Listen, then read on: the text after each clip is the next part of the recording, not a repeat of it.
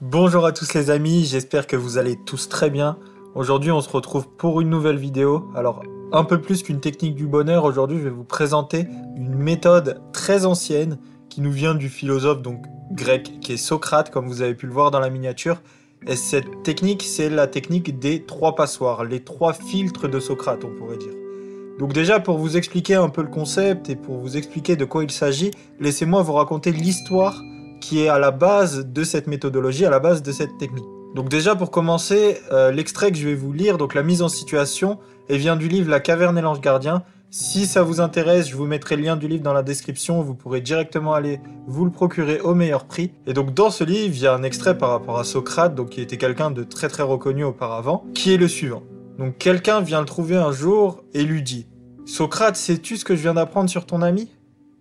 Socrate lui répond « Un instant, avant que tu me racontes tout ça, j'aimerais te faire passer un test très rapide. Ce test, c'est le test des trois passoires. » Donc la personne en face, elle lui demande les trois passoires, c'est quoi? Socrate répond « Mais oui, avant de raconter toutes sortes de choses sur les autres, il est bon de prendre le temps de filtrer ce que l'on aimerait dire. Il est bon de prendre le temps de filtrer l'information que tu as à donner. Et ce filtre, je l'appelle le filtre des trois passoires. Donc la première passoire, c'est la passoire de la vérité. Et il lui pose la question « As-tu vérifié si ce que tu veux me raconter est vrai ?» Donc là, la personne lui dit « Bah non, j'ai pas vu la chose moi-même, je l'ai seulement entendu dire. » Donc Socrate, il lui dit « Très bien, tu ne sais donc pas si c'est la vérité. Voyons maintenant, essayons de passer dans le deuxième filtre. Cette deuxième passoire, c'est celle de la bonté. Alors, est-ce que ce que tu veux m'apprendre sur mon ami, c'est quelque chose de bien ?» Donc là, la personne lui dit « Ah non, au contraire, ce que j'ai entendu dire, c'est que ton ami, il a mal agi, donc c'est pas très positif. » Donc Socrate continue et il dit « Donc tu veux me raconter quelque chose de mauvais sur lui et tu n'es pas sûr si c'est vrai. C'est pas très prometteur, c'est pas très joyeux.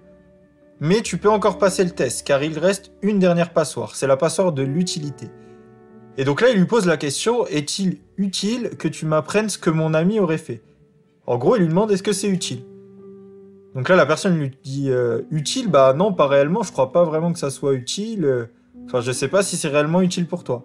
Alors Socrate conclut en lui disant tu as donc quelque chose à me raconter qui n'est ni vrai, du moins tu sais pas si c'est vrai, qui n'est ni bien et qui n'est ni utile. Alors pourquoi veux-tu me le dire? Et il lui dit que il veut rien savoir et que de son côté, il ferait mieux d'oublier tout ça. Donc voilà, ça c'est l'histoire de base tirée du livre des trois passoires. Donc j'essaie de vous la raconter du mieux possible et de la façon la plus résumée possible. Donc ceux qui veulent aller plus loin, comme je vous l'ai dit, je vous mettrai le livre dans la description.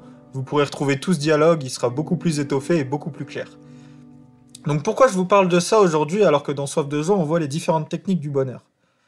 Tout simplement parce que ça peut vous être utile d'utiliser cette méthodologie des trois passoires dans plusieurs situations. Ça peut être utile pour que vous puissiez analyser ce que vous allez dire avant de le dire, et voir quel impact ça aurait sur les gens. Si c'est une fausse rumeur, si c'est du harcèlement, si vous propagez des informations qui sont fausses, peut-être que ça peut avoir un impact sur les autres et ça peut rendre malheureux quelqu'un. Je vous parle de ça aussi parce que si vous utilisez cette méthode, vous allez pouvoir mettre des barrières mentales lorsque l'on vous dit quelque chose, lorsque l'on vous apprend quelque chose.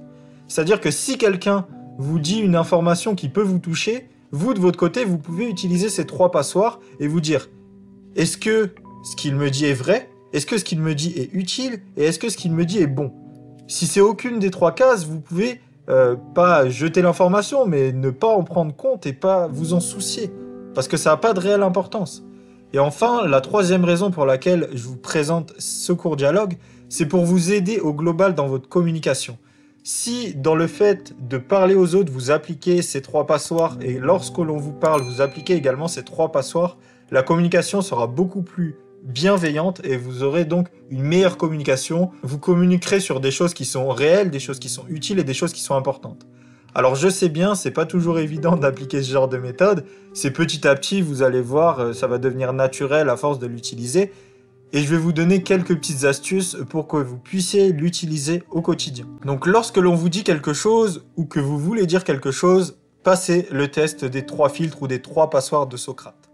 Donc pour tester la vérité, lorsque vous entendez quelque chose par exemple, vous allez vous dire, est-ce que ce que cette personne me dit est vrai? Est-ce qu'elle peut me le démontrer? Est-ce qu'elle a les preuves de ce qu'elle avance? Donc ça va vous permettre d'éviter de croire tout et n'importe quoi, même si c'est des rumeurs, des choses qui sont infondées. Ensuite, le deuxième filtre, donc le filtre de la bonté, vous pouvez vous dire, est-ce que ce que la personne me dit est positif? Ou, si c'est vous qui souhaitez dire quelque chose, est-ce que ce que je vais lui dire est positif? Est-ce que c'est quelque chose qui va l'aider à être plus heureux? Ou est-ce qu'au contraire, je vais lui dire quelque chose qui va lui apporter des émotions négatives, des sentiments qui vont être inconfortables, etc., etc. Et enfin, vous pouvez vous demander, est-ce que ce que la personne m'a dit est réellement utile pour moi, pour mes proches ou pour la collectivité? Ou est-ce que c'est inutile? Si vous avez répondu au moins oui à une des trois questions, donc à un des trois filtres, que ce soit la vérité, la bonté et l'utilité, vous pouvez dire ce que vous avez à dire ou prendre en compte ce que la personne vous a dit, car il y a un intérêt, car ça peut être réel, car ça peut être bénéfique pour vous. Par contre, si à ces trois questions, vous reprenez l'élément, la chose qu'on vous a dit, la chose qui vous dérange aussi, peut-être que quelqu'un vous a dit quelque chose et que vous l'avez pris personnellement, mais que c'est pas réellement fondé. Donc pour savoir si c'est réellement fondé, vous la passez dans ces trois filtres. Si vous vous rendez compte qu'à chacune des questions que je vous ai citées précédemment, la réponse est non et qu'il n'y a aucune réponse oui, vous ne prenez pas en considération ce qu'on vous a dit. Prenez du recul. Sachez prendre les choses qui sont importantes et qui sont véridiques et qui sont utiles, et sachez laisser derrière vous les choses qui ne sont pas importantes et pas utiles. Donc comme je vous l'ai dit, si la réponse aux trois questions est non, ne prêtez pas un réel intérêt à cette information. Car cette information transmise n'est peut-être pas vraie, peut-être pas prouvée, peut-être pas positive, et va pas vous apporter de bienfaits, et va plus vous rendre malheureux qu'autre chose. Donc voilà, c'était comment mettre en place au quotidien les 3 passoires de Socrate. Donc je sais pas si vous connaissiez déjà cette petite méthode qui est assez ancienne, donc qui est tirée du livre. Si vous connaissez déjà le livre, j'attends votre avis avec impatience en commentaire pour me dire ce que vous avez pensé de cette vidéo. N'hésitez pas aussi à essayer d'appliquer ça au quotidien, petit à petit, sans vous forcer à chaque fois, en restant naturel, mais quand quelque chose vous dérange, de vous poser ces différentes questions pour essayer de voir quelles sont les informations correctes et quelles sont les informations superflues qui ne vont pas vous aider. En tout cas, c'était un plaisir de vous partager encore une fois cette nouvelle technique sur la chaîne YouTube de Soif de Joie. J'espère réellement que cette vidéo vous a plu. N'hésitez pas également à la partager à quelqu'un de votre entourage qui peut se sentir toujours visé, qui prend les informations pour lui personnellement, alors que c'est pas forcément important pour lui. Et puis comme vous le savez sur Soif de Joie, l'objectif est que chacun puisse trouver son propre bonheur, sa propre définition du bonheur, et puisse avoir tous les outils en main, quelles que soient les difficultés qu'il rencontre. Donc je me bats tous les jours pour vous apporter un maximum de techniques et d'outils pour que vous puissiez sélectionner et utiliser ceux qui sont importants pour vous. Donc j'espère réellement encore une fois que cette vidéo vous a plu. Et si c'est le cas, n'hésitez pas à me le dire, ça me donne de la force, c'est vraiment très important. Et moi je vous dis à bientôt pour une nouvelle technique du bonheur.